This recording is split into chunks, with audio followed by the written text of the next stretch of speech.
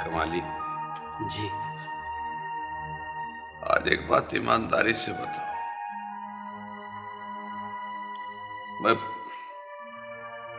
कैसा आदमी हूं? बहुत अच्छे सर, वंडरफुल, इंतहाई शफीक। आपका दिल सोने का है सर। तो फिर मेरे साथ ये सब कुछ क्यों हो रहा है भाई? ये देखो, क्यों किया ताबिंदर ने, क्यों किया ये मेरे साथ है? तकदीर सर, लक, किस्मत। आदमी चाहता कुछ है, हो कुछ और जाता है। अब मुझे ही देखिए, मैं एयरफोर्स में पायलट बनना चाहता था,